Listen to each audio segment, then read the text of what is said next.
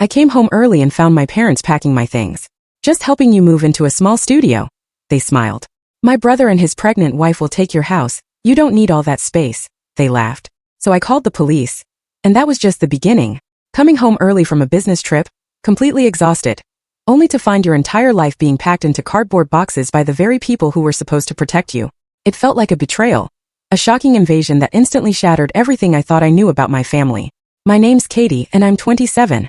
When I walked through that door, my parents looked up, those familiar smiles plastered on their faces.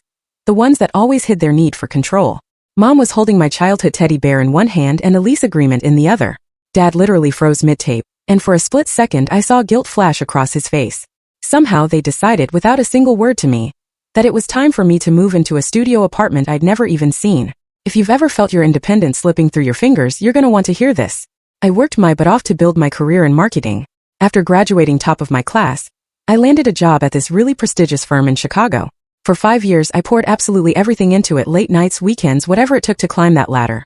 Just last month, all that effort paid off when I got promoted to senior marketing specialist, with my own team and client portfolio. It was huge. But despite all that professional success, my living situation wasn't exactly what you'd picture for someone my age. I was still living in my parents' guest house, on their sprawling property in Northbrook, about 30 minutes outside Chicago. It wasn't that I couldn't afford my own place. I totally could. The whole thing started as a temporary solution after college, just while I paid down student loans. But somehow 3 months turned into 5 years. I insisted on paying rent, and I tried my best to maintain my independence. The guest house had its own entrance, its own kitchen, and I handled all my own bills. My parents, Robert and Eleanor, always presented it as this perfect setup. Why waste money on rent when you could be saving for your future? Mom would say, always followed by, besides, we just love having you close. My younger sister, Madison, she was smarter than me. The moment she graduated college 2 years ago, she moved into an apartment downtown with 2 roommates. I totally envied her clean break, but we stayed super close. We texted daily, met for dinner at least once a week, always picking a spot halfway between us. Now, looking back, the signs of my parents' controlling nature were always there, especially with my mom. In high school, she'd help me apply to colleges by just eliminating any she deemed too far away.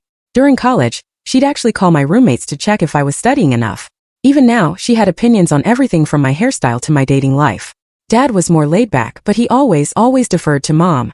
They were this united front, impossible to penetrate. About a month ago, I started casually mentioning looking for my own place during our Sunday family dinners. Nothing concrete, just browsing online listings, getting a feel for the market. I think it might be time for me to find something in the city closer to work, I said one night. Mom's fork literally paused halfway to her mouth. The commute never bothered you before, she said. It's not terrible, I admitted. But I'm spending almost 2 hours in the car every day. Plus, I'm almost 28. It might be nice to have my own space. Dad chimed in. You have your own space in the guest house, though his tone was gentler than Mom's. I know and I appreciate it, I said. I'm just starting to look around. No decisions yet. That seemed to satisfy them for the moment. But Mom peppered me with questions throughout dessert. What neighborhoods? Did I know how dangerous some of those areas could be? Had I thought about maintenance issues in old city buildings? Each question felt like a tiny hook trying to snag my resolve. I answered patiently, thinking I was just preparing them for my eventual move. Last week, I flew to Chicago for a huge client presentation. Technically, I worked at the firm's suburban office, but our biggest client was downtown. The presentation was set for Thursday and Friday, but by Wednesday afternoon we'd finalized everything. When the client signed the contract on the spot, a massive win for our team, my boss told me to take Thursday and Friday off as a reward. I decided to surprise my family by coming home early. Maybe we could celebrate with a nice dinner, and I could casually bring up that I'd been looking more seriously at apartments. I even had a showing scheduled for Saturday in a neighborhood I really liked. As I turned my car into our long driveway on Wednesday evening, I noticed an unfamiliar vehicle parked behind Dad's SUV. It took me a moment to recognize it, my Aunt Sylvia's sedan. Mom's older sister lived about 45 minutes away, and rarely visited without advanced planning for some special occasion. My first real indication that something was wrong came when I spotted several large boxes stacked near the front door of the main house. They were labeled in my mother's neat handwriting. Katie's kitchen. Katie's books. A cold, heavy feeling settled in my stomach as I parked and walked toward the house, my wheeled suitcase bumping along behind me. Through the front window I could see movement, people going back and forth carrying things. I heard hushed voices from inside, my mother's rising occasionally to give directions. What I couldn't understand was why they were packing up my things, and why they were doing it now without telling me. I pushed open the front door, the familiar creak announcing my arrival before I could say anything. The activity inside froze. My mother stood in the center of the living room, clipboard in hand, while my father and Aunt Sylvia hovered nearby with half-filled boxes. "Katie," Mom exclaimed, her surprise quickly morphing into an unconvincing smile. "You're home early." I stepped inside, taking in the scene. The guest room that had been mine since childhood, whenever I stayed in the main house, was completely dismantled. My bookshelves were empty, dresser drawers pulled out, and framed photos packed away. Even more disturbing, there were boxes labeled with items from the guest house, my actual living space. "What's going on?" I asked, my voice barely above a whisper. Mom beamed at me like this was the most natural thing in the world. "Surprise! We found you the perfect apartment. Isn't that wonderful?" Dad, bless his heart, at least had the decency to look uncomfortable, shifting his weight from one foot to the other. Aunt Sylvia became intensely interested in folding a sweater that had already been folded. "You what?" I managed, still frozen in the doorway. Mom bustled over to the coffee table and picked up a stack of papers, thrusting them toward me triumphantly. "It's a darling studio in Oakbrook, just 5 minutes from Sylvia's place. We've already put down the deposit, and they're holding it for you to move in this weekend." I took the papers mechanically, staring at a lease agreement with my name typed in the tenant's space. A lease I had never seen before, let alone signed. Attached was a photo of a tiny studio apartment, maybe 500 square feet, with a kitchenette in one corner and barely enough room for a bed. "This weekend," I repeated, my brain struggling to catch up. "But I didn't ask you to find me an apartment." "Well, you mentioned wanting your own place," Dad said, finally speaking up. "Your mother thought it would be nice to help you get started." "Help me?" I looked around at the boxes, the dismantled room, the absolute invasion of my space and privacy. By packing up all my things without asking me. By signing a lease for an apartment I'd never even seen. Mom waved away my concerns. "Oh, Katie, don't be dramatic. We know you've been busy with work. This way everything's taken care of. The studio is perfect for a single young woman, and you'll be close to family. Sylvia can check in on you." The implications of that statement weren't lost on me. At 27 years old, with a successful career and living independently for years, my mother still thought I needed someone to check in on me. "I don't want to live in Oakbrook," I said, my voice growing firmer. "If I move, I want to be closer to downtown, near work." "Downtown?" Mom scoffed. "Those apartments are ridiculously overpriced, and the neighborhoods aren't safe. This studio is in a lovely, quiet area." "That's not your decision to make," I said, feeling anger rising to replace my shock. "I can choose where I want to live."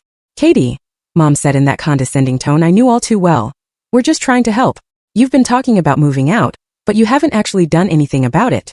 "I've been looking at places," I said. "I have a showing scheduled for Saturday." "Well, now you don't need it," she replied brightly. "Everything's arranged. The movers are coming Saturday morning. Sylvia and I have already measured for curtains." I walked further into the room, noticing with growing horror the extent of their invasion. On the dining table sat stacks of my personal items, photo albums, journals, even a box of letters from my college boyfriend that I'd kept in my bedside drawer. "How did you get all this stuff from the guest house?" I demanded, my voice rising. "That's my private space." Dad at least had the grace to look embarrassed. "Your mother thought it would be more efficient to start packing while you were away. You went through my things. All of my things." The violation felt physical, like a punch to the stomach. "How did you even get in?" "We have keys, Catherine," Mom said, her tone suggesting I was being unreasonable. "It's our property after all. I pay rent." I shot back. "I have tenant rights. You can't just enter whenever you want." "Don't be ridiculous," Mom dismissed. "We're family, not some landlord-tenant arrangement." I spotted my diary from last year among the items they packed, a journal where I'd written my most private thoughts, including frustrations about my parents' controlling behavior. The thought of my mother reading those pages made me feel physically ill. "Stop," I said firmly. "Stop packing. This ends now." "Katie," Mom began, her tone turning defensive, "after everything we've done for you." "Eleanor," Dad interrupted, putting a hand on her arm. "Maybe we should have discussed this with Katie first." "There's nothing to discuss," Mom insisted. "The deposit's paid. The lease is signed. This is happening." Aunt Sylvia, who had been silent until now, quietly set down the sweater she'd been pretending to fold. "I think I should give you all some space to talk," she murmured, but continued packing even as she said it. I moved to the table and picked up my journal, clutching it protectively. "Did you read this?" I asked Mom, my voice shaking. Her slight hesitation told me everything I needed to know. "How could you?" I whispered. "I needed to understand what you've been thinking," she justified. "You've been so secretive lately, always on your computer, barely talking during Sunday dinners." The realization hit me like a wave. My computer. Did you go through that too? Another telling hesitation. "You did, didn't you? That's how you knew I was looking at apartments. You invaded my privacy completely." I saw those awful downtown listings you were looking at, Mom admitted without a hint of remorse. Ridiculously overpriced and in such questionable areas. I knew we had to step in before you made a terrible mistake. The depth of the violation was still sinking in. My parents hadn't just packed my things. They'd systematically invaded every private aspect of my life to maintain control over my decisions. How did you even know I'd be away until Friday? I asked suddenly. I never told you my exact schedule. Dad looked away, but Mom lifted her chin defiantly. I called your office as your emergency contact. That new assistant of yours was very helpful. You posed as me? I was aghast. That's completely inappropriate. It was necessary, Mom insisted. Otherwise, we wouldn't have had enough time to arrange everything. I looked at my father, hoping to find an ally, but he just shrugged helplessly. Your mother thought it would be a nice surprise, he offered weakly. The patterns of my entire life flashed before me. College applications mysteriously lost for schools more than 3 hours away. A scholarship opportunity my mother forgot to tell me about until after the deadline. Boyfriends subtly criticized until I began to doubt the relationships myself. Even my career choice had been influenced by their constant comments about the stability of marketing, compared to my original interest in photography. I reached for my phone to call Madison, needing someone to talk to, only to be sent straight to voicemail. Perfect timing for her phone to be off. Catherine, Mom said, using my full name as she always did when laying down the law. I know you're upset, but you're overreacting. This is for your own good. My own good. I repeated incredulously. How is violating my privacy and making decisions about my life without my input for my own good? You're not thinking clearly about this, she continued. The studio is perfect for a single woman. You don't need all that space you were looking at downtown. That's not for you to decide. Well, someone needs to make sensible decisions here, she snapped, her facade of helpfulness finally cracking. You clearly aren't ready to make these choices on your own. The implication that at 27, with a successful career and independent life, I somehow was incapable of choosing my own apartment was the final straw. Put everything back, I demanded. Now. I'm not moving into that studio. It's too late, Mom replied coldly. The deposit is non-refundable. That's your problem, not mine, I said, surprising myself with my firmness. I never asked you to do any of this. After all we've done for you, she began, her voice rising. This is the thanks we get? It was the beginning of a familiar script I'd heard throughout my life whenever I pushed back against their control. The guilt trip, the reminder of all I owed them, the implication that independence equaled ingratitude. For the first time, I wasn't going to play my part. What exactly have you done for me that gives you the right to make my decisions? I asked, my voice steady despite the storm inside me. Because from where I'm standing, this looks like control, not love. Mom's eyes widened in shock. This wasn't how our arguments usually went. Typically, I'd get emotional, she'd remain cool and reasonable, and eventually I'd give in to keep the peace. Control? She repeated incredulously. We've given you everything. A place to live, support for your career. I pay rent. I interrupted. I've been financially independent since graduation, and as for my career, you tried to talk me out of taking my current job because it wasn't the safe choice you wanted. We only want what's best for you, Dad interjected, trying to defuse the situation. No, I said firmly. You want what you think is best for me, which isn't the same thing. Mom's face hardened. This apartment is happening, Catherine. We've already given notice on the guest house. The words hit me like a physical blow. You what? We gave notice, she repeated. Your cousins Thomas and Amber need a place to stay while their house is being renovated. They're moving into the guest house next month. Without asking me? I was nearly shouting. That's my home. You can't just decide I'm moving out. It's our property, Mom said coldly. And it's time you had your own place anyway. The studio is perfect. It's half the size I need. I protested. And in Oak Brook? I'd be commuting an hour and a half each way to work. You could look for a job closer to home, Mom suggested, as if changing the career I'd built for 5 years was a simple matter. This is insane, I muttered, running my hands through my hair. Completely insane. I turned to my father, hoping for some support. Dad, you can't think this is okay. He looked uncomfortable but shrugged. Your mother has put a lot of thought into this, Katie. The studio really is nice, and the neighborhood is safe. That's not the point. I was struggling to make them understand. The point is that this is my life, my decision. I walked over to one of the open boxes and peered inside, then felt my heart drop. Where's my grandmother's jewelry box? It had been a special gift from my dad's mother before she passed away. Mom and Dad exchanged glances. Mom, I prompted, a new fear taking hold. Where is it? Well, Mom began, not quite meeting my eyes. Since you weren't using it much, I thought Amber might appreciate having it. You gave away my grandmother's jewelry box? I was incredulous. Without asking me? You have so many things you never use, Mom justified. We thought it made sense to pass some items on to family who could use them.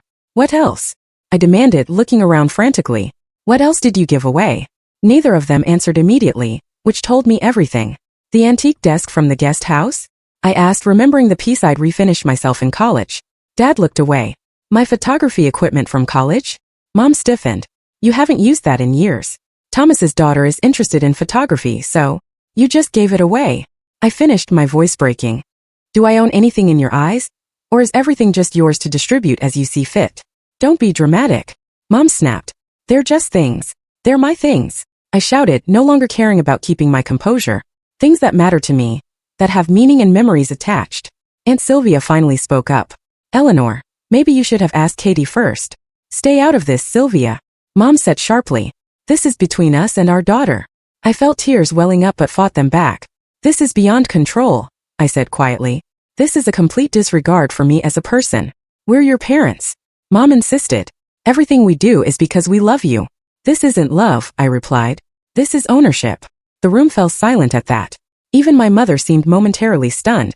Dad was the first to speak. Katie, that's not fair. Not fair. I laughed bitterly. You know what's not fair? Coming home to find my life being packed up without my permission. Having my privacy violated. Finding out my home has been given away, and my possessions distributed to relatives. I moved toward the door, needing to escape before I completely broke down. Where are you going? Mom demanded. Away from here, I said simply. I can't be in this house right now. Catherine Elizabeth Parker. Don't you dare walk out that door. Mom called after me, using her full name ultimatum voice that had worked so well when I was 16. I paused at the threshold, turned, and looked her directly in the eyes. I'm 27 years old, Mom. You don't get to tell me what to do anymore. With that, I walked out, ignoring her calls behind me. I got into my car, hands shaking so badly I could barely grip the steering wheel. Tears blurred my vision as I backed out of the driveway with no clear destination in mind. I ended up at Jefferson Park, a small green space about 15 minutes from my parents' house, where I used to come as a teenager when I needed space to think. Sitting on a bench by the small pond, I let the tears flow freely as the magnitude of what had happened washed over me. My phone buzzed incessantly with calls from both parents, which I ignored. After about 20 minutes, a text from Madison finally came through. What happened? Mom's freaking out. I didn't have the emotional energy to explain everything via text, so I simply replied. Parents packed up my stuff to move me without asking. Gave away my things. I left. Can I call you later? Her response was immediate. OMG, yes, call whenever. Are you okay?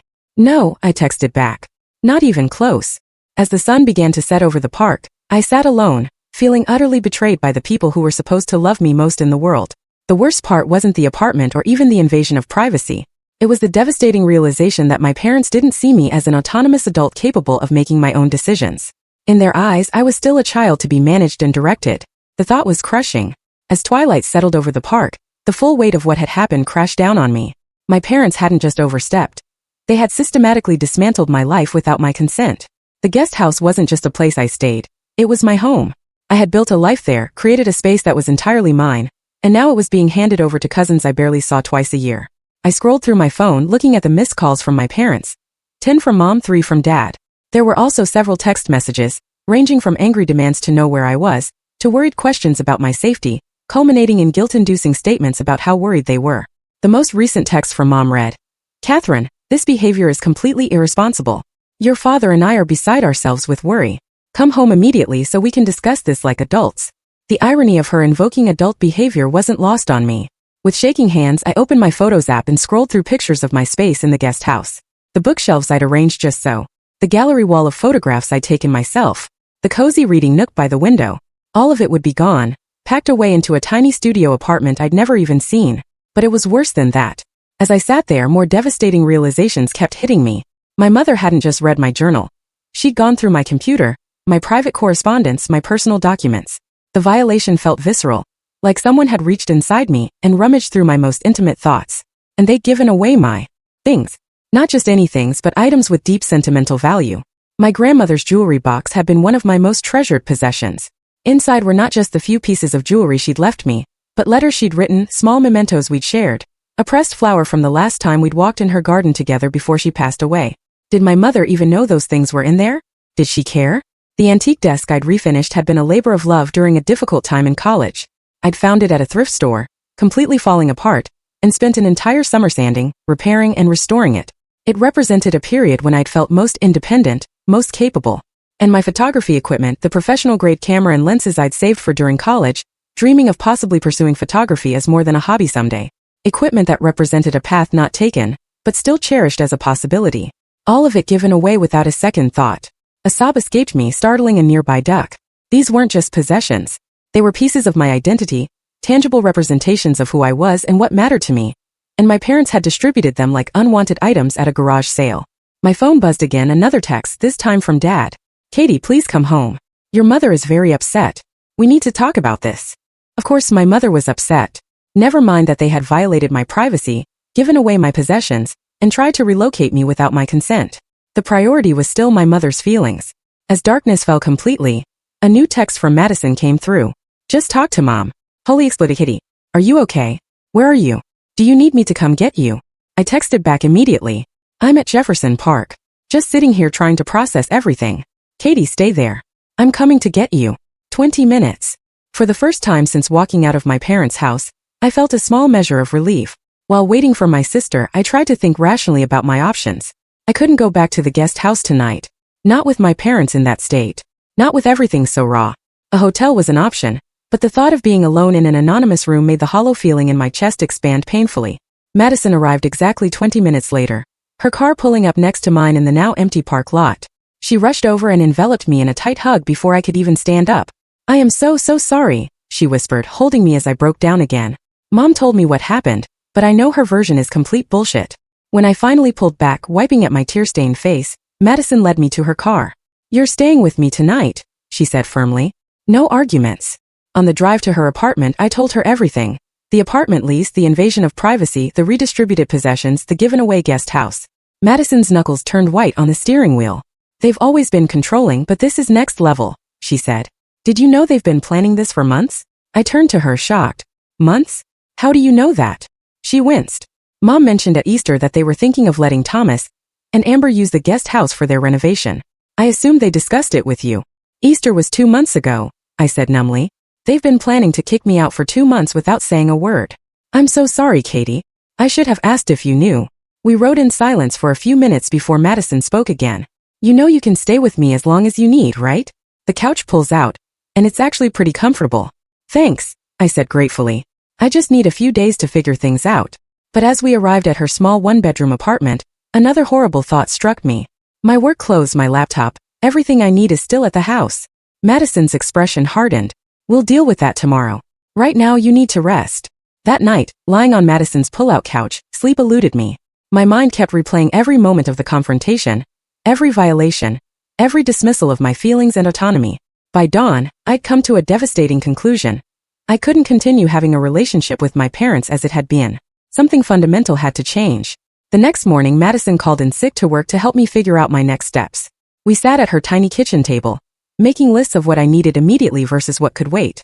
You need clothes, your work laptop, and essential documents, Madison said practically. Everything else can wait until you have a place to stay. I can't believe I have to find an apartment immediately, I said, the stress making my head pound. The housing market is so competitive right now. Madison hesitated. I've been thinking about that. My lease is up in 2 months. What if we looked for a 2-bedroom together? It would be tight until then, but we could make it work. The offer was tempting, but something inside me resisted. I think I need to do this on my own, I said slowly. I've been letting other people make decisions for me for too long. She nodded, understanding immediately. Then we find you your own place, but my offer stands if you change your mind. My phone buzzed with another text from Mom. Catherine, this has gone on long enough. Your father and I expect you home today. The movers are coming tomorrow morning for your things. This studio apartment is non-negotiable at this point. The audacity was breathtaking. Even now, after everything, she was still trying to dictate terms. I showed Madison the text and her eyes widened. Non-negotiable? Is she serious? Completely, I said grimly. That's how it's always been. Their way or nothing. And what happens if you just refuse to move into the studio? Madison asked. I considered the question. I guess they're stuck with a lease they can't use, but they've already given away the guest house, so I'd still be homeless. Madison squeezed my hand. Not homeless. You have me. As we sat there planning, my phone rang. It wasn't my parents this time, but Alicia Ramirez, a colleague from work who had become a good friend over the last year. Katie, she exclaimed when I answered. I've been trying to reach you. Congratulations on landing the Peterson account. The whole office is buzzing about it. The Peterson account. In all the chaos, I'd completely forgotten about my professional triumph. Thanks, Alicia, I said, trying to inject some enthusiasm into my voice. She paused. Are you okay? You sound strange. Before I could stop myself, the whole story came pouring out. Alicia listened without interrupting, making only occasional sounds of disbelief or outrage. When I finished, she didn't hesitate. You're coming to stay with me, she declared. I have a 2-bedroom apartment, and my roommate moved out last month. I've been looking for someone to take the 2nd bedroom anyway. Alicia, I can't impose. It's not imposing if I'm offering. She cut me off. The room is sitting empty. Rent would be reasonable. Whatever you were paying for the guest house is fine. No strings attached. Are you sure? I asked, hope rising for the first time since this nightmare began. Absolutely positive. And the best part? I live in River North, exactly the neighborhood you were looking at for apartments. You'd be 15 minutes from the office. The offer was almost too good to be true. A room in a neighborhood I loved with someone I trusted, available immediately. Can I think about it? I asked, needing to process this unexpected lifeline. Of course, Alicia said. The offer stands whenever you're ready. After hanging up, I looked at Madison, who had heard my side of the conversation. That sounds perfect, she said, smiling. And it would give you time to find your own place without pressure. For the first time in 24 hours, I felt a glimmer of hope. I had options, real options that I could choose for myself. But first, I needed to face my parents and reclaim what was mine. As Madison and I sat in her apartment strategizing, a strange calm settled over me.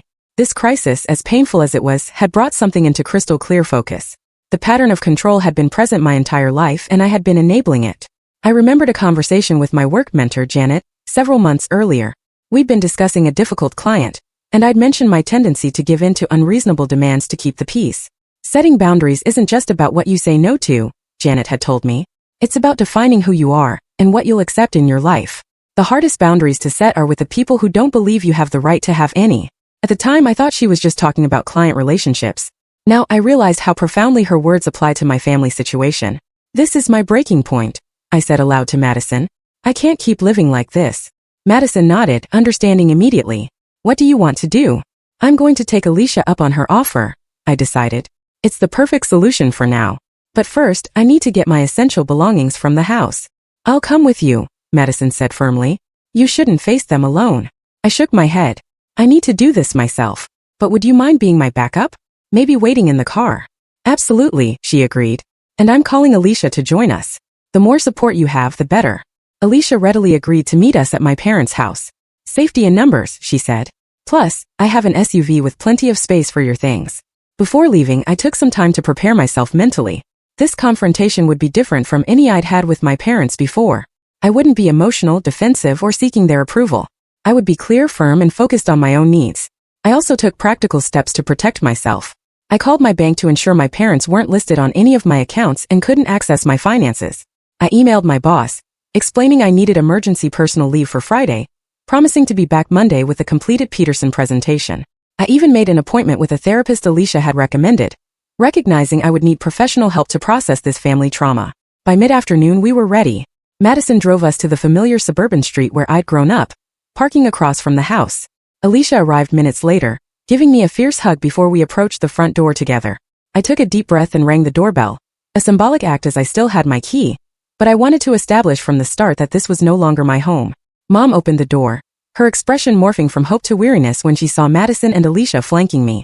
Catherine, she said stiffly, finally decided to come home, I see, and you've brought friends. Support, I corrected. May we come in? I need to collect some of my belongings. She stepped aside reluctantly. Dad appeared from the kitchen, looking both relieved and apprehensive. Katie, he said, moving toward me for a hug that I subtly stepped away from. We've been so worried. I let you know I was safe, I said evenly. I stayed with Madison last night. The living room still contained stacks of boxes with my possessions, though fewer than yesterday. I noticed several were now missing. Where are the rest of my things? I asked. Mom lifted her chin. We continued packing while you were having your episode. Some boxes are already at the studio. The casual dismissal of my legitimate distress as an episode might have derailed me in the past, but today I refuse to be sidetracked. I'm not moving into the studio, I said clearly. I found my own place. Don't be ridiculous, Mom scoffed. The lease is signed. The deposit is paid. It's a done deal. Not by me, I pointed out. I never signed anything. never agreed to this arrangement. Whatever financial commitments you've made are yours to deal with. Dad stepped forward, ever the mediator. Katie, be reasonable. Your mother has gone to a lot of trouble. That's exactly the problem. I interrupted, surprising him. This was never her decision to make. None of this was. Taking a deep breath, I delivered the speech I had been rehearsing all morning. For my entire life, you've made decisions for me without my input or consent. You've justified it as love, as protection, as knowing what's best for me. But real love means respecting someone's autonomy and their right to make their own choices, even choices you might not agree with. Mom opened her mouth to interrupt, but I held up my hand. I'm not finished. Yesterday you crossed the line. You invaded my privacy, gave away my possessions, and tried to relocate me without my consent. That's not love or help. It's control, and I won't accept it anymore. The room fell silent. Madison stood by the door, her face a mixture of pride and concern. Alicia remained near me, a steady, supportive presence. I've accepted a room in Alicia's apartment in River North, I continued. It's my decision, and it's not up for debate. I'll be moving in today. River North. Mom sputtered. That neighborhood is my choice, I finished firmly. Just like my career is my choice. My possessions are mine to keep or give away, and my privacy is mine to protect. Dad looked at me with new eyes, as if seeing me clearly for the first time. Katie, I had no idea you felt this way. I've tried to tell you many times, I said, softening slightly. But you always deferred to Mom, and she always dismissed my feelings as overreactions or immaturity. Mom's face had turned stony. After everything we've done for you, she began, falling back on her standard refrain. I'm grateful for the good things you've done, I acknowledged. But those things don't give you the right to control my life. I'm 27 years old. I have a successful career, financial independence, and the ability to make my own decisions. Clearly not good decisions. Mom snapped. If you think moving to River North is sensible, that's for me to determine, I replied evenly. Not you. I turned to the boxes stacked around the room. I'm taking my essential items today. Clothes, work materials, important documents, and sentimental possessions. I'll arrange to get the rest later. And what about the studio apartment? Mom demanded. We're on the hook for that lease. As I said, that's your responsibility. You signed it, not me.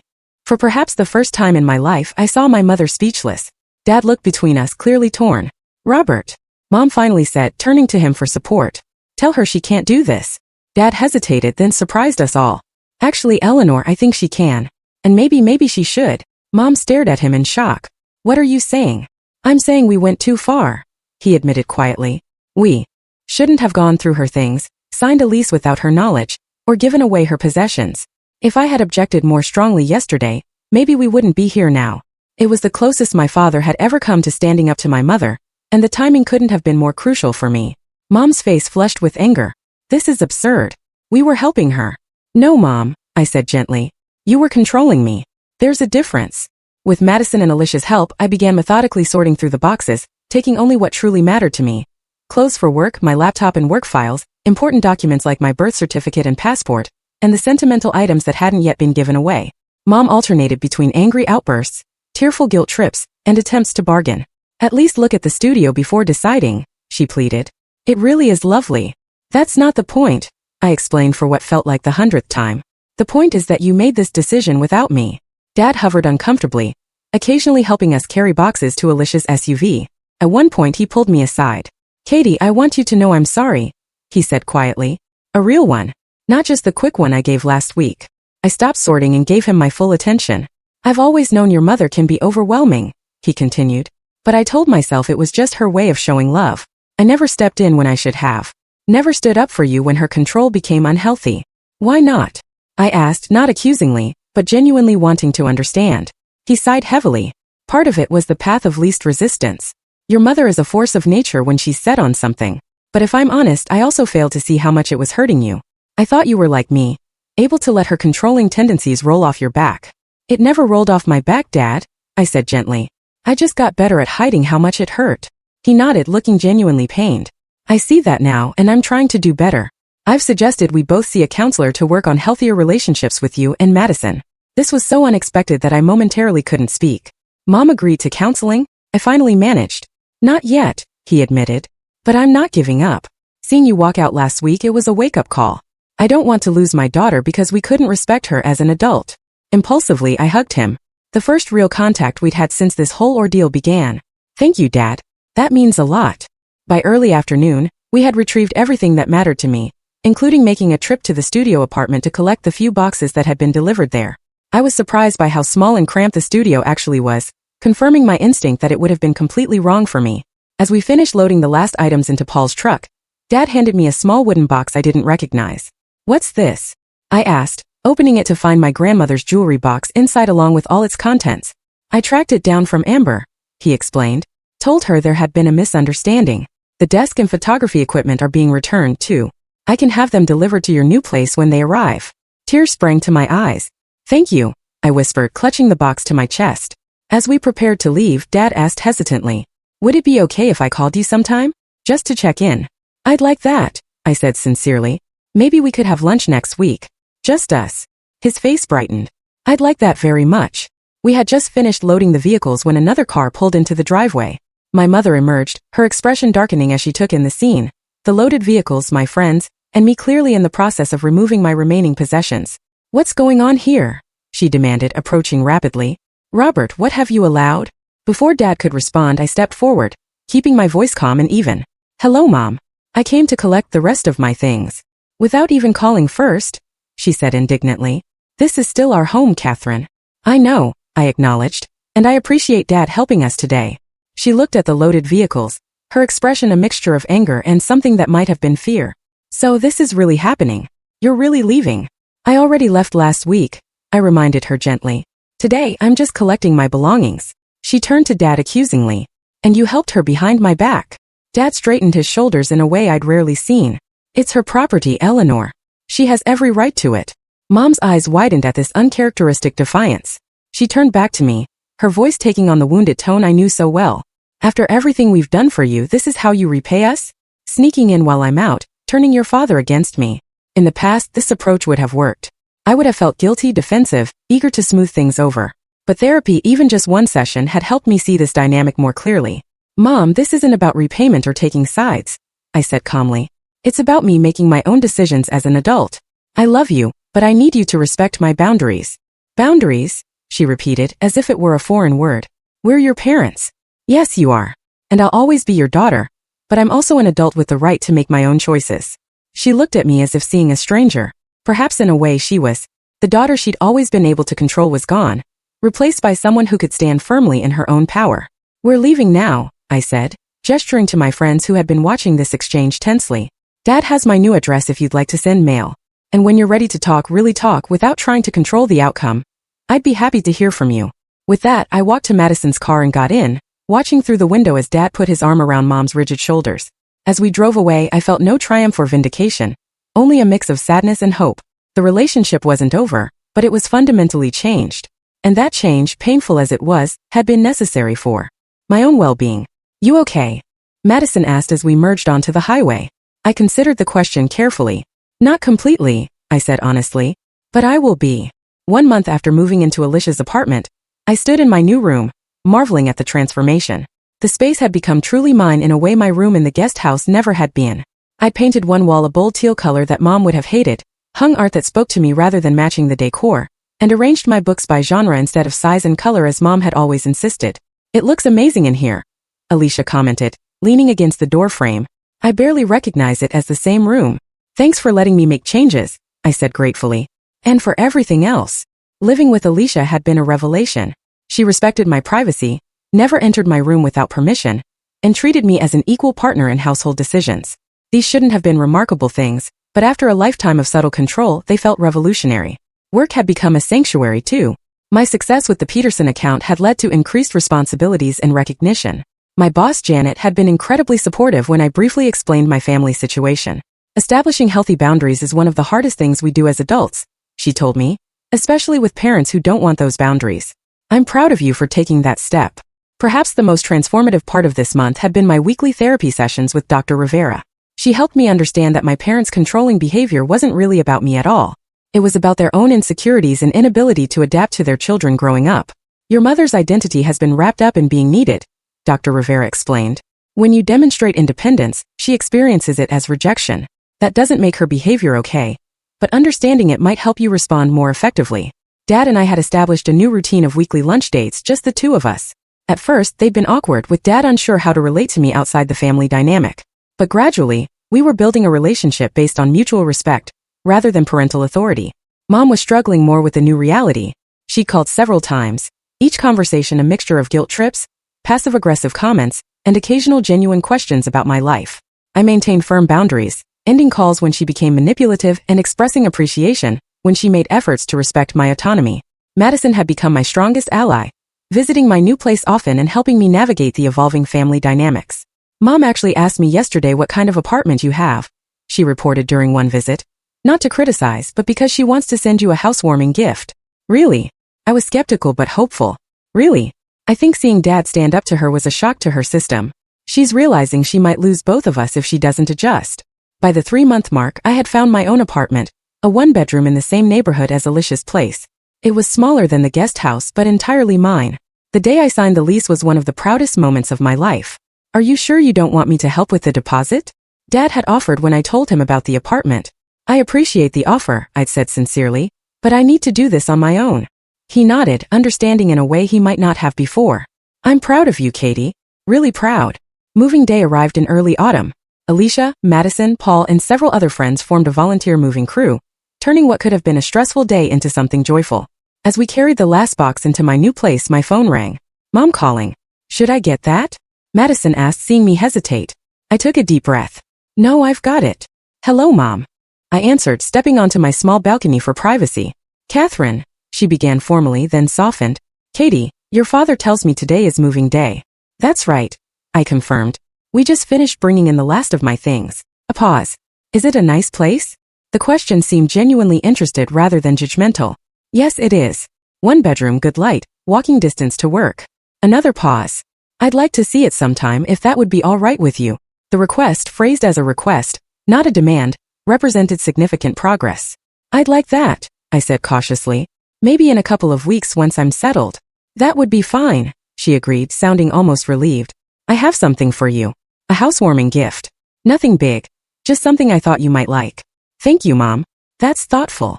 We spoke for a few more minutes, the conversation less strained than any we'd had since the blow-up. As I hung up, I felt a glimmer of hope that perhaps with time and continued boundaries, we might build a healthier relationship. 6 months after the day I'd walked in on my parents packing my belongings, my life had transformed completely. My new apartment felt like home in a way no place ever had before. My career continued to flourish. I'd received another promotion and was now managing my own small team. I'd even started dating again on my own terms, seeing a kind architect named Ethan, whom I'd met through a work event. The holidays approached, bringing their own challenges and opportunities for growth. For the first time, I decided to host Thanksgiving in my apartment instead of automatically going to my parents' house. Are you sure? Madison asked when I proposed the idea. Your place is great, but it's not exactly designed for big family dinners. It'll be cozy, I insisted. And important for everyone to see this as my home, not just a temporary stopping place until I come to my senses and move back to the suburbs. To my surprise, Mom didn't resist the idea. We'll bring the pumpkin pies, she offered. Your father's making his special cranberry sauce too. When Thanksgiving arrived, I felt a strange mix of nerves and excitement as I prepared my apartment. I'd bought a small dining table that just barely fit in my living area, supplemented with folding chairs borrowed from friends. The kitchen was tiny, but I'd carefully planned a menu I could manage in a limited space. When my parents arrived, Mom hovered at the threshold for a moment, taking in the space with curious eyes. It's lovely, Katie, she said finally, and I could tell she meant it. You've made it very much your own. The meal wasn't perfect. The turkey was slightly overdone, and we had to use the coffee table as a sideboard for extra dishes, but it was authentic in a way family gatherings had never been before. Dad told jokes, Madison brought her new boyfriend, and Mom actually asked questions about my life instead of offering unsolicited advice. As we finished dessert, Mom cleared her throat nervously. I have something to say, she announced, looking directly at me. I've been seeing a therapist at your father's suggestion. It's been enlightening. The table fell silent. This was unexpected. I'm beginning to understand that my need to control came from fear, she continued. Fear of you girls making mistakes. Fear of not being needed anymore. Fear of losing my purpose as a mother. She took a shaky breath. It doesn't excuse how I behaved, but I'm working on it. And I want to thank you, Katie, for having the courage to set boundaries that I should have respected all along. Tears sprang to my eyes as I reached across the table to squeeze her hand. Thank you for telling me that, Mom. It means a lot. The road to healing wasn't straight or simple. There were still difficult moments, times when Mom slipped into old patterns or when I reacted with ingrained defensiveness. But there was progress, real progress, built on honest communication and mutual respect. As I reflect on the journey of these past 6 months, I'm struck by how a crisis that felt like the end of something important became the beginning of something better. The day I walked in to find my parents packing my belongings wasn't just about an apartment or possessions. It was about who had the right to make decisions about my life. I learned that being controlled isn't the same as being loved. That independence isn't just about where you live, but about having the freedom to make your own choices and sometimes your own mistakes. That family relationships can evolve and heal even after profound breaches of trust. Most importantly, I discovered a strength in myself I hadn't known existed. The courage to stand firm in my own truth, even when facing the people whose approval I'd sought my entire life. The journey isn't over. Healing rarely follows a neat timeline, and old patterns can resurface in moments of stress. But I face the future with a new sense of confidence and clarity. My life is my own now, my decisions made on my terms. My home a true reflection of who I am rather than who someone else thinks I should be. Sometimes the most valuable thing we can lose is the need for others' approval. And sometimes the most important boundaries aren't the ones we set with others, but the ones we set for ourselves, deciding what we will and won't accept in our lives, regardless of how much we love the people on the other side of those boundaries. Have you ever had to set difficult boundaries with people you love? How did you find the courage to stand up for yourself when it mattered most? I'd love to hear your stories in the comments below. And if this resonated with you, please hit that like button, subscribe to hear more stories, and share this with someone who might need to hear that it's okay to claim their independence. Thank you for listening to my journey, and remember, the hardest paths often lead to the most beautiful destinations.